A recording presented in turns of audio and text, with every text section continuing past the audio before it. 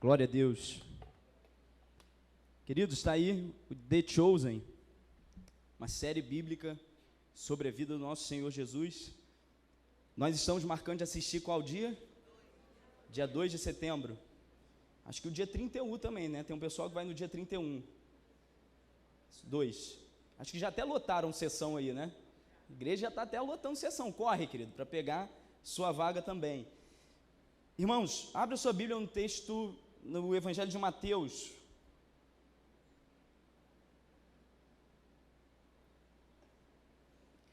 No capítulo 8.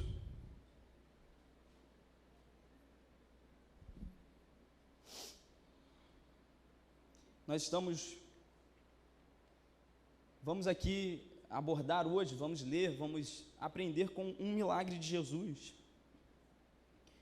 No Evangelho de Mateus, capítulo 8, já adianto, um dos propósitos do Evangelho de Mateus em si, é mostrar Jesus como um grande operador de milagres, porque isso era um sinal de que ele era o Messias. Porque as profecias diziam que o Messias, o Salvador da nação, o Salvador do mundo, o Redentor de todos os pecados, ele seria um grande operador de milagres. E o livro de Mateus, ele quer provar isso. Isso é um dos propósitos do Evangelho de Mateus. O Evangelho de Mateus tem alguns propósitos. Por exemplo, também fortalecer a igreja no tempo de perseguição. Mas, para o que a gente vai entender hoje aqui em Deus, o propósito de mostrar esses milagres é o que nos interessa. Mateus capítulo 8, no versículo 1, vamos ler do versículo 1 ao 3, diz assim a palavra do Senhor: quando ele, Jesus, desceu do monte, grandes multidões o seguiram. Um leproso, aproximando-se, adorou-o de joelhos e disse: Senhor, se quiseres, podes purificar-me. Jesus estendeu a mão, tocou nele e disse: quero, seja purificado. Imediatamente, ele foi purificado da lepra. Irmãos, aqui, como a gente disse, estamos diante de um milagre de Jesus. Na campanha sobre milagres, nós estamos lendo um milagre de Jesus que faz parte daquilo que o Evangelho de Mateus, daquilo que Mateus queria deixar para a igreja ou ensinar para a igreja, que o Messias era um grande operador de milagres. E com essa história desse leproso, nós vamos aprender hoje algumas coisas. A primeira delas é que existe uma condição para você viver o milagre de Jesus, e quando você vive esse milagre, quando você passa por essa condição, você vive dois efeitos. A igreja pegou, entendeu? Você tem uma condição para viver os milagres de Jesus e dois efeitos desses milagres. Você tem que fazer alguma coisa, você tem que completar alguma coisa, atingir essa condição, e então você vive dois efeitos. Vamos começar então por essa condição para viver o milagre de Jesus a partir dessa história. A condição para viver esse milagre foi a exposição. Você consegue entender isso no texto? Você consegue perceber que aqui no versículo 1 e 2, diz que quando ele desceu do monte, quando o Senhor Jesus desce do monte, grandes multidões o seguiram. E do meio da multidão, sai um leproso, aproximando-se dele e adorando ele de joelhos, dizendo: Senhor, se o Senhor quiser, você pode me purificar. Eu não sei você, mas para fazer isso aqui que esse leproso fez, você precisa de um nível de coragem rara. De maneira geral, eu e você, nós não vamos chegar no meio de uma grande multidão, levantar as nossas mãos e sair falando o que nós queremos. Muito menos expor as nossas doenças, muito menos expor as nossas debilidades.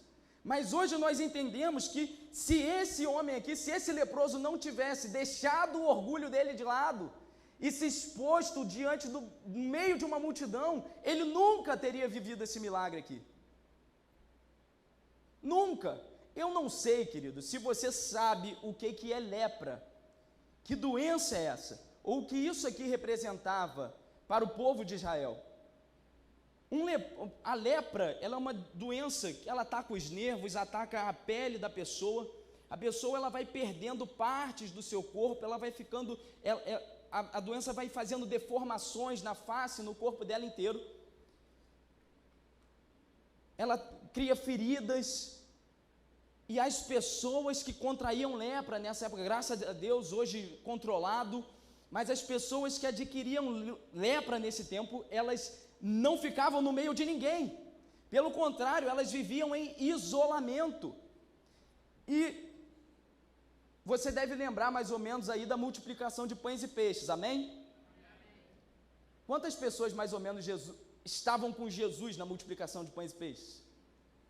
Alguns milhares, não eram? 5.000, 3.000. Você teria coragem de chegar numa multidão de 5, 3.000, 4.000 pessoas, levantar a sua mão e dar a sua opinião, por exemplo? Muito difícil. Muito difícil. A não ser que você seja muito cara de pau. Tem alguns, eu sei. Mas a regra é que isso é difícil. Agora, para esse leproso aqui, era pior ainda, porque não apenas ele estava se expondo no meio de uma multidão, como ele estava sendo julgado por essa multidão. Porque a multidão olhando, você imagina, tem um homem leproso passando no meio da multidão, você imagina aquele povo se afastando, abrindo um corredor o mais largo possível para dar espaço para ele passar longe, porque a lepra era altamente contagiosa, por isso eles viviam em isolamento. Por isso ninguém chegava perto deles, por medo do contágio. E eu sei aqui, né, a gente passou por um tempo de pandemia, que tinha uma época que estava todo mundo muito doido com o negócio de pandemia. Não podia chegar a 25 metros da pessoa. Aí você imagina, nessa época aqui, com as condições sanitárias e o contágio dessa doença que na época não tinha tratamento. Para esse homem leproso passar por aquela multidão, foi um desafio de exposição. Ele precisou dar um passo e se expor, e dizer assim: eu sou leproso, e eu quero ser curado. Sabe o que a gente aprende com isso aqui? O evangelho do reino de Deus é um evangelho de exposição. Ninguém pode pegar a fé no Senhor Jesus Cristo e botar ela dentro de uma caixinha, esconder no mais profundo da sua vida e não permitir e não deixar que isso se exponha para as outras pessoas. Isso não existe. Na verdade, nós precisamos viver uma vida nos expondo, em especial nos expondo para o Senhor Jesus. Só vive um milagre quem chega até Jesus, reconhece que precisa de um milagre e então é curado.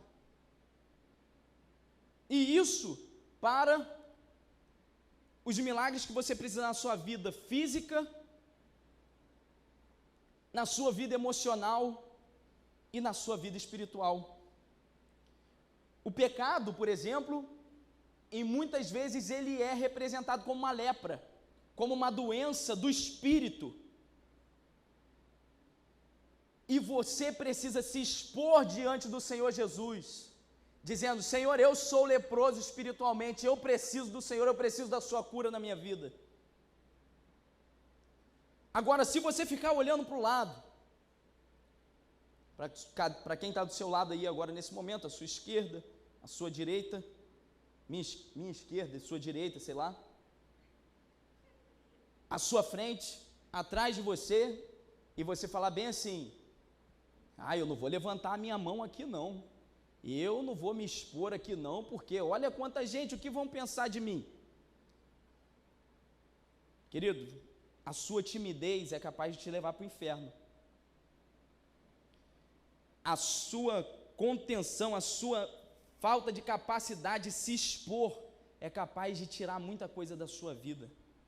Na verdade, é tão difícil para a gente se expor que eu não sei se você já viu um vídeo, provavelmente, né? Porque quando alguém vê um vídeo é porque está todo mundo vendo aquele mesmo vídeo. Até perde, às vezes, a graça de você. Rayane vai me mostrar os vídeos, às vezes eu não já vi esse, né? Não, eu já vi esse também. E agora eu estou sem Instagram. Às vezes ela me fala, eu estou sem Instagram, não estou vendo os vídeos que ela me envia. Todo mundo aqui tem um amigo que envia um monte de vídeo para o Instagram, não tem? Todo mundo. Então, ela é minha amiga que faz isso. E aí agora ela fala assim, olha, eu te mandei um monte de vídeo, quando você chegar a gente vai assistir junto. Ou seja, não adianta ela me enviar, eu tenho que assistir junto depois. Um desses vídeos que você passa aí pela internet afora, é um vídeo sobre conformidade social. Que na verdade, você tem tanto medo de se expor, que você se conforma com qualquer coisa que o grupo, que a multidão estiver fazendo. Nesse vídeo, eu não sei, você já deve ter visto, mas uma mulher, ela senta numa clínica de olhos, e aí tem umas 10 cabeças, umas 10 pessoas sentadas assim, e de repente toca um bip, todo mundo levanta. E ela sentada, e ela não entende nada, né? Aí o pessoal senta, toca um bip, alguns minutos depois, todo mundo levanta, aí ela já começa a estranhar, já levanta. O processo vai se repetindo. Cada vez que o bip tocava, não tinha explicação nenhuma. Ela estava numa clínica oftalmológica. Ela se levantava com todo mundo. O grupo vai saindo. E ela continua naquele processo. Bip toca, bip levanta e o grupo vai saindo. Daqui a pouco está ela sozinha. Sozinha. Bip. Bip. Levantando. E aí chega uma pessoa que não conhece nada também, não está sabendo de nada. Senta ali do lado dela. Olha como a força da conformidade social. Olha o esforço que você precisa fazer para se expor. Ela está ali, bip, ela levanta, e o cara que não sabia não entende nada. E depois ela ensina o cara que quando o bip toca tem que levantar. Olha isso. E aí agora ela não só se conformou ao que o grupo estava fazendo, como ela começou a reproduzir e transmitir aquilo que o grupo estava fazendo, sem a menor explicação. Isso foi um estudo psicossocial para mostrar a capacidade que o ser humano tem, não de se expor, não de contrariar um grupo, mas de se conformar a esse grupo. Você crente não pode ser assim. Porque e se os valores do grupo forem contra os seus valores? Vai se conformar? Vai fazer tudo que está todo mundo fazendo só porque está todo mundo fazendo?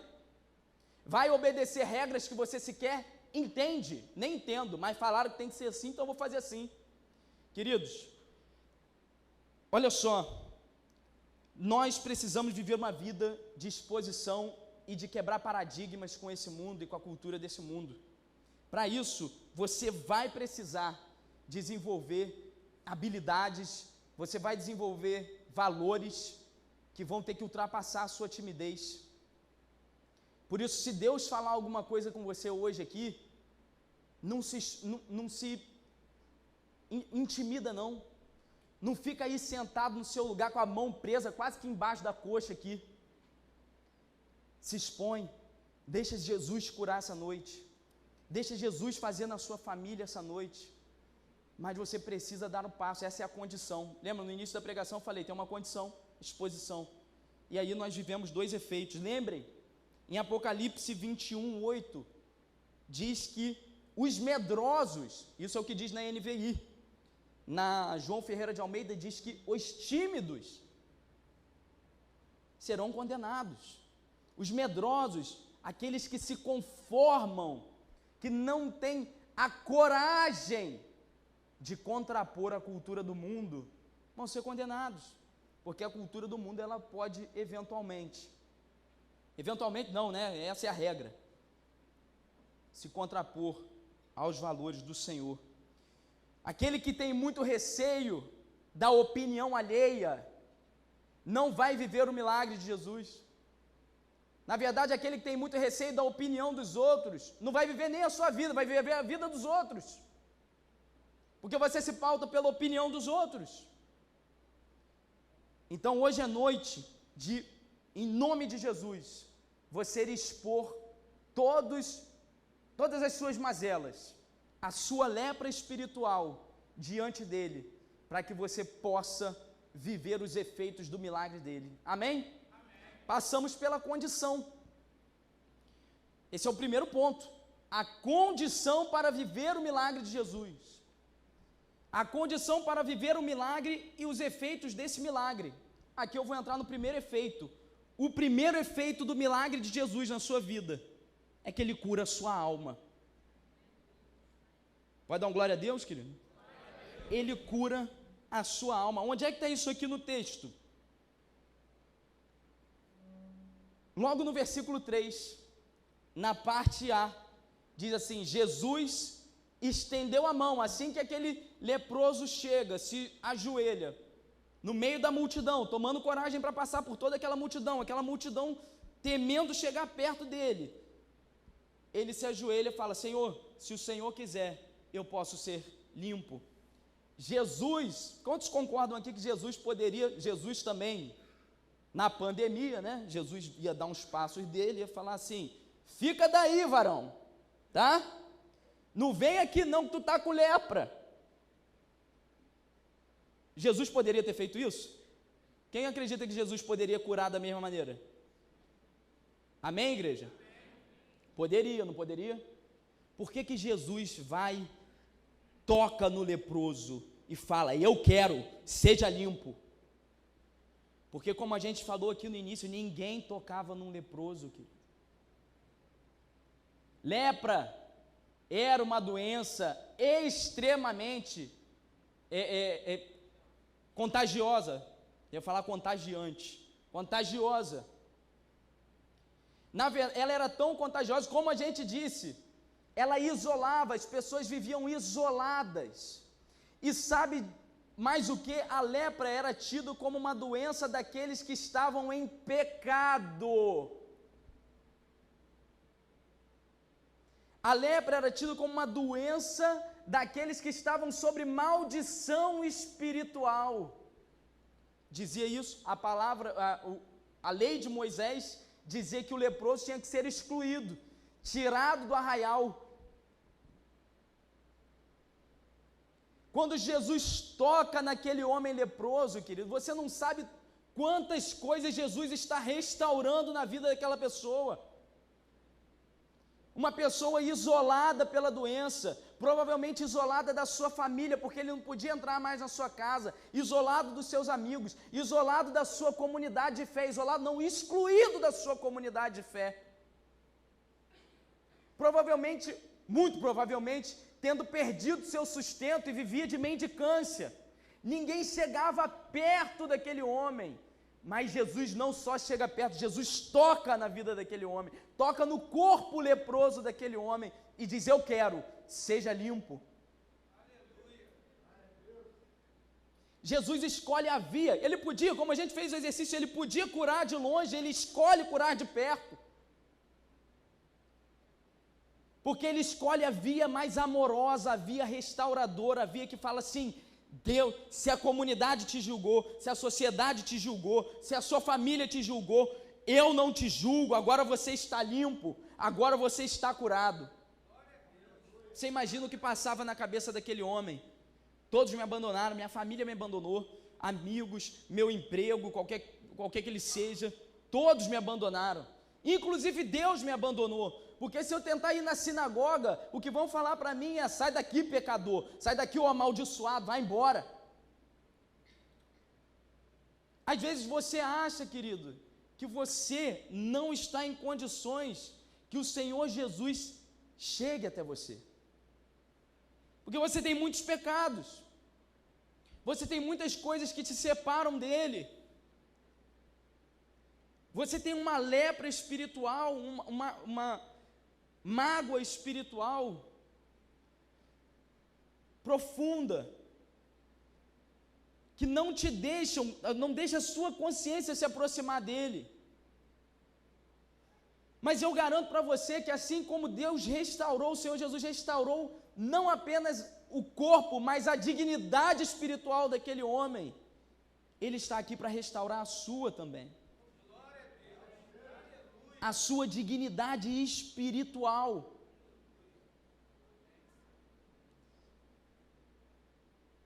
A sua lepra espiritual, o seu pecado que está dentro de você, que você não consegue abandonar.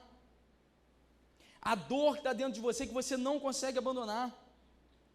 O Senhor Jesus te ama tanto, querido, que a palavra diz, olha o que a palavra diz, esse é um dos textos para mim, depois de João 3,16, provavelmente, que é o versículo que todo crente conhece.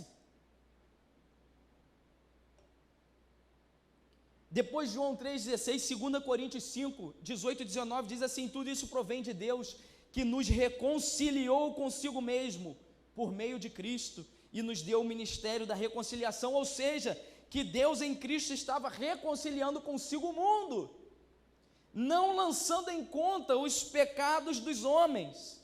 Olha isso, que mensagem maravilhosa. Ele é o Deus da reconciliação. Aquele leproso que achava, eu não sou digno, Deus me abandonou, ele vem, não, Deus é o Deus da reconciliação e toca naquele homem. Deus não te julga pelos seus pecados, querido, não te julga, mas você tem que abandonar os pecados. Lembra daquela palavra, daquela mulher pecadora, daquela mulher prostituta,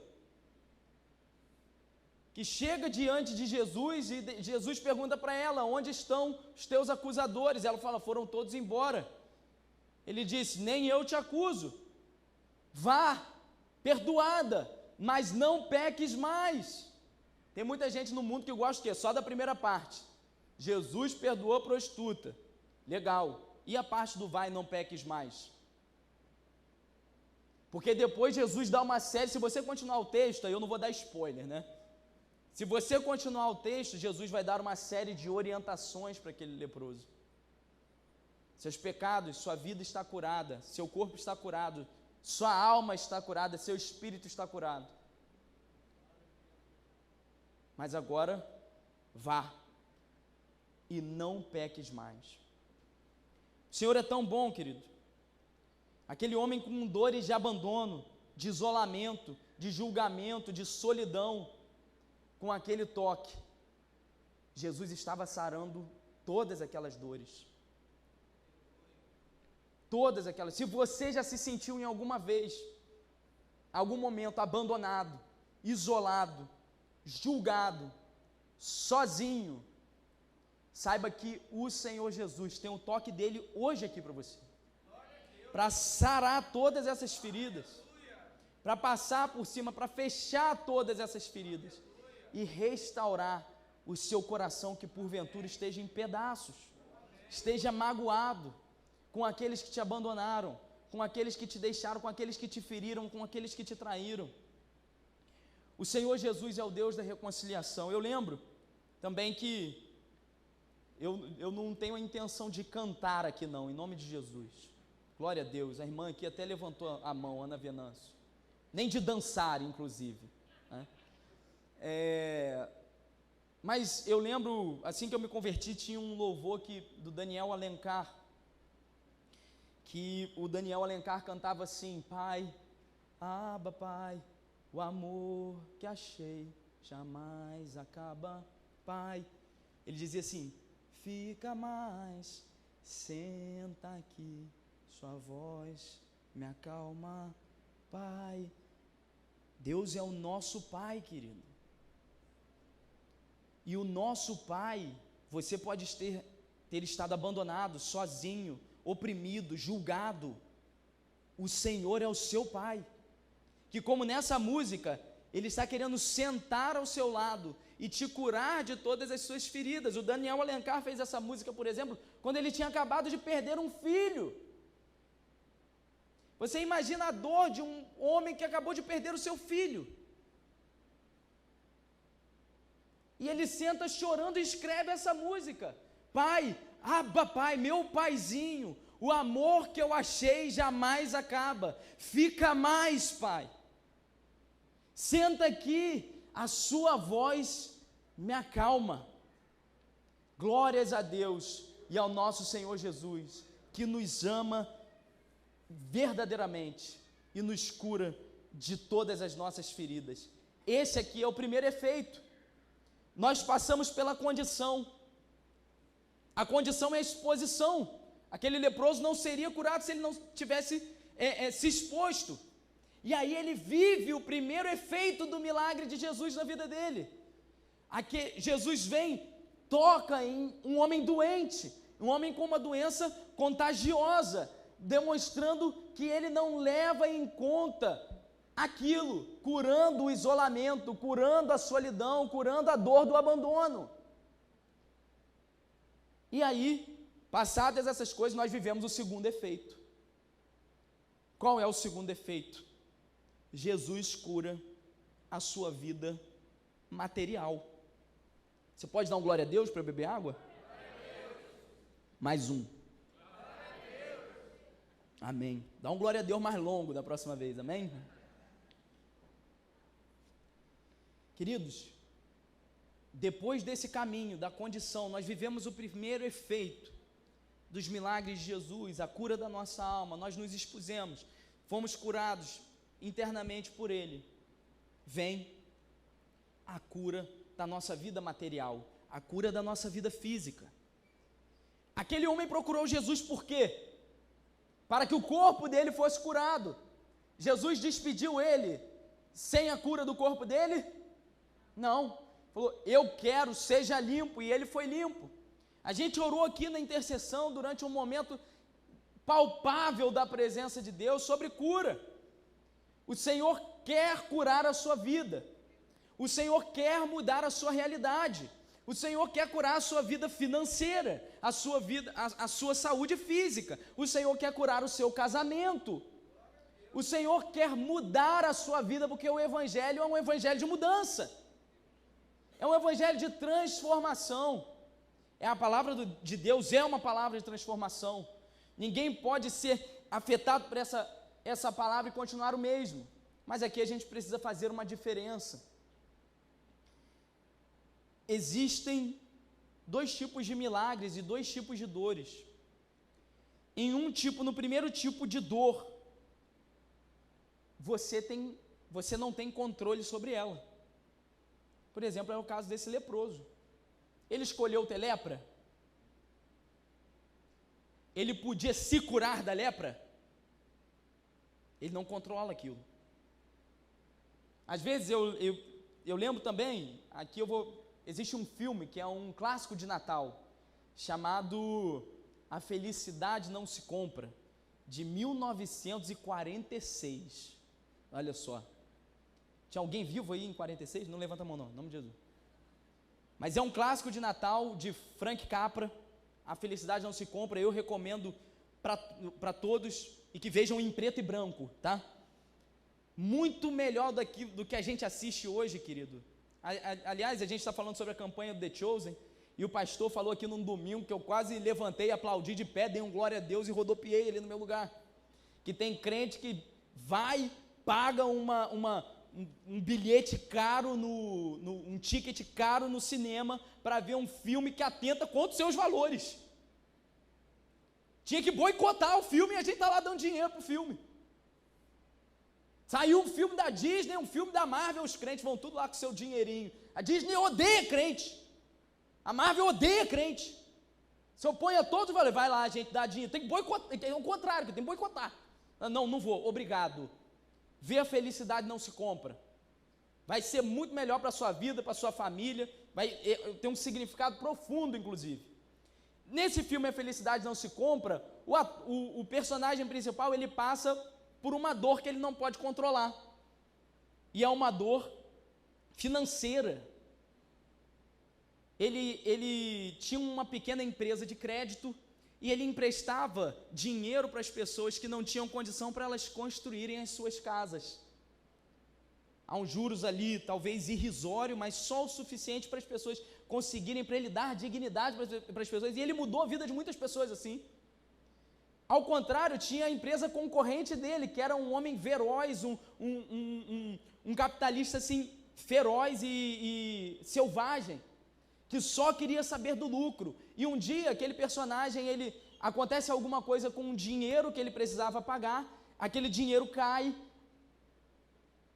Por uma coincidência, o seu competidor vê, o dono da empresa vê, pega aquele dinheiro e fala, agora ele vai quebrar, que ele não vai ter como pagar o banco, não vai ter como, e realmente aquele homem entra em desespero, fala, meu Deus, como eu vou pagar, pensa em se matar, como eu vou fazer isso e tal.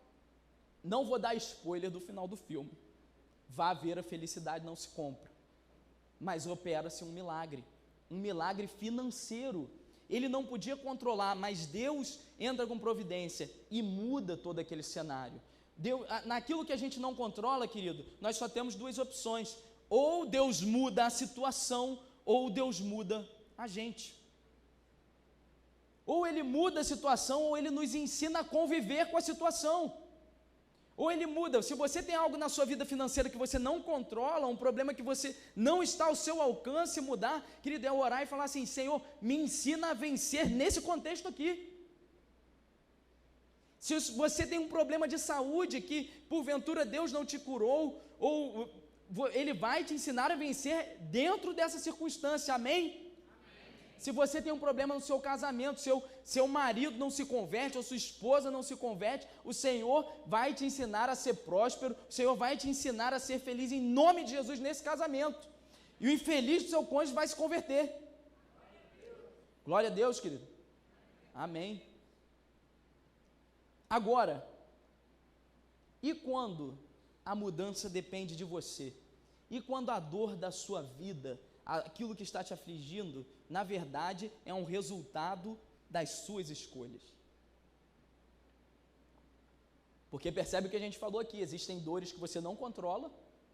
Isso, querido, joelho no chão e pedido para que ou o Senhor muda a situação, ou Ele muda você. Ou Ele muda a situação, ou Ele te faz mais forte. Mas e quando a dor é você quem está causando a si mesmo? Porque não deixa de ser um milagre. Não deixa de ser um milagre. Não deixa de ser um milagre, por exemplo, um casamento que estava em frangalhos, destruído, porque tanto a esposa como o esposo são imaturos e não sabem falar um com o outro, e vivem num ambiente de gritaria, e vivem dando fora um no outro. Não deixa de ser um milagre quando esse casal resolve se ajustar e viver em paz. Não deixa de ser um milagre quando um homem antes pobre, porque era preguiçoso e não gostava de trabalhar, ele bota o seu celular para despertar às 5:30 da manhã, começa a levantar, começa a trabalhar e a ganhar o seu dinheiro e muda a vida dele. Não deixa de ser um milagre. Não deixa de ser um milagre de uma mulher ou um rapaz com seu coração em frangalhos, porque já dividiram o seu coração, já deram o seu coração, já dormiram com tantas pessoas e nunca foram amados por ninguém verdadeiramente, mas foram usados sexualmente várias vezes. Não deixa de ser um milagre quando essa pessoa se arrepende dos seus pecados e passa a viver uma vida santa, e contrai um casamento na presença de Deus, e vive uma vida emocional plena. Isso não deixa de ser um milagre, mas está no meu e no seu poder. A essas coisas, a essas dores da nossa vida material, da nossa vida física, que é o segundo efeito do milagre de Jesus, é curar também a nossa vida física. O que nós fazemos aqui agora, a nossa vida financeira, nossa saúde física, nosso casamento, as coisas que nós vemos, que nós tocamos. Em primeiro lugar, Ele curou a nossa alma, agora Ele cura a nossa vida, as áreas da nossa vida. Essas coisas que dependem de nós precisamos orar para que Deus nos dê coragem para fazer aquilo que é preciso fazer. Coragem. Coragem. Coragem, por exemplo, se Deus já te falou para abandonar um relacionamento que não vai te levar a lugar nenhum, aquele teu ficante que só sabe te usar, aquele teu ficante, quando ele está bêbado, ele te liga, aí você vai lá e fica com o cara. Que situação indigna. Não seria mais feliz um casamento onde esposa e esposo se respeitam e se amam? Aí não, prefere viver o quê? Um relacionamento superficial, que só tem interesse um no outro quando é para usar sexualmente. Às vezes é algo que Deus já te falou sobre fidelidade. Você não prospera porque você não é fiel. Ou alguma coisa que você tem que trabalhar mais. Você não prospera porque você é preguiçoso. Ou do seu casamento, Deus falando, seu casamento vai mal porque você é carne de pescoço, porque você é difícil, e seu cônjuge também, aí junta um com o outro e explode tudo. Aí você já vai o quê? Deus, você tem que falar isso com ela, né? Aí Deus, não, vou falar com ela também, mas estou falando primeiro com você. Aquilo que depende de nós é orar por coragem. Senhor, me dá a coragem de fazer aquilo que eu preciso fazer. Me ajude a fazer aquilo que eu preciso fazer. Caminhando para o fim,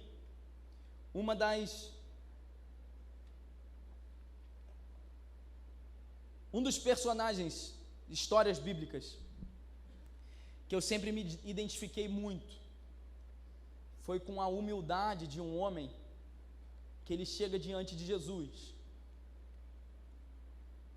Quando Jesus faz algum questionamento para ele, que eu não vou me lembrar agora exatamente, mas eu acho que Jesus pergunta se ele crê. Você crê? E aquele homem responde assim: olha isso, eu creio, me ajuda na minha falta de fé. Eu creio, mas me ajuda na minha falta de fé. Eu creio, na minha mente eu creio, mas eu não tenho fé para saber ou ter certeza que as coisas vão acontecer. Em Ti, Senhor, eu sei que tudo é possível, mas eu não acredito que elas vão acontecer,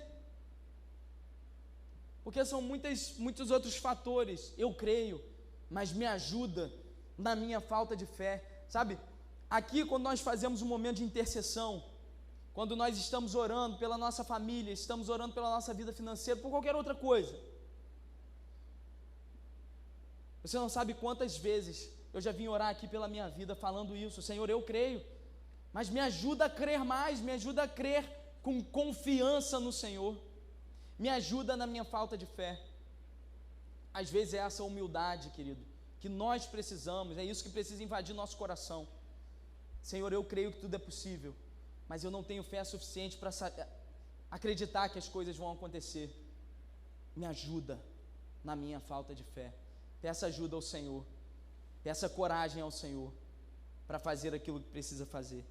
Queridos, nós falamos aqui sobre uma condição para viver o milagre de Jesus e 2 efeitos. A condição é que você precisa se expor. Um outro versículo diz que no coração se crê para a justiça, mas com a boca se confessa para a salvação. Romanos 10:10. Se você não confessar, se você não se expor, não tem como você ser salvo, porque você precisa chegar diante da comunidade e dizer: eu creio, eu quero uma vida diferente.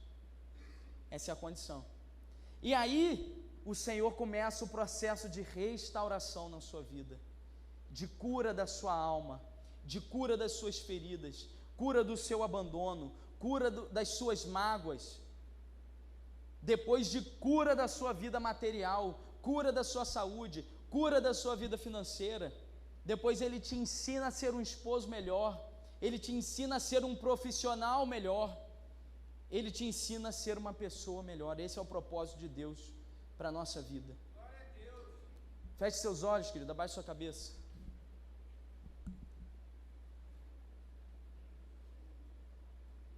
Eu queria que você pensasse nas coisas que foram ministradas aqui, que foram ditas aqui nesse momento. Pense naquele leproso, diante de uma multidão, e ele olha para o corpo dele e ele vê um monte de feridas, e ele pensa assim: essa multidão aqui, eu não tenho coragem de me expor aqui no meio de todo esse povo,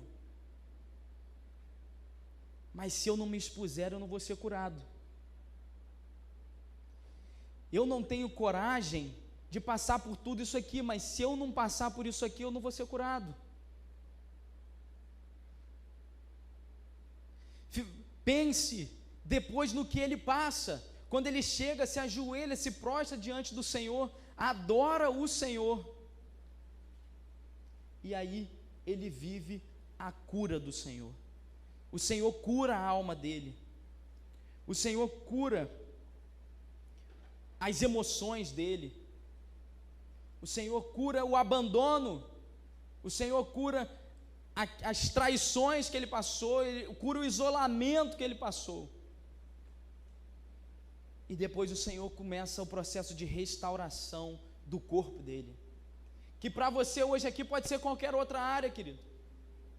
Você precisa de uma restauração na sua vida financeira, você precisa de uma restauração na sua vida emocional, você precisa de uma restauração no seu casamento, você precisa de uma restauração de qualquer natureza, querido. Isso pode ser o que hoje você passaria qualquer multidão, você enfrentaria qualquer multidão se tivesse alguém com o poder de Deus para que você fosse curado nisso, para que a sua vida fosse transformada nisso. Por isso hoje, querido, eu queria convidar você a se expor. Queria convidar, desafiar você a se expor.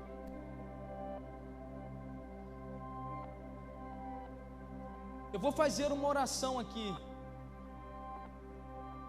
E se você que ainda não aceitou o Senhor Jesus Cristo, mas você foi impactado por essa palavra, você quer aceitar o Senhor Jesus Cristo, você quer viver uma vida diferente, se você quer que a sua lepra espiritual seja curada, ora assim comigo. Senhor Jesus, eu entendi hoje que eu sou esse leproso. Eu entendi hoje que eu preciso da cura do Senhor. Eu entendi hoje que se eu não sair do meu lugar, se eu não gritar ao Senhor e falar assim, eu preciso de cura, eu preciso de uma mudança na minha vida, eu preciso do Senhor Jesus, eu vou morrer com essa lepra aqui. Então, Senhor Jesus, entra na minha vida, entra no meu coração, toca no meu corpo, toca na minha alma leprosa, muda quem eu sou, muda a minha realidade, mas em nome de Jesus, não me deixa sair daqui do mesmo jeito que eu entrei.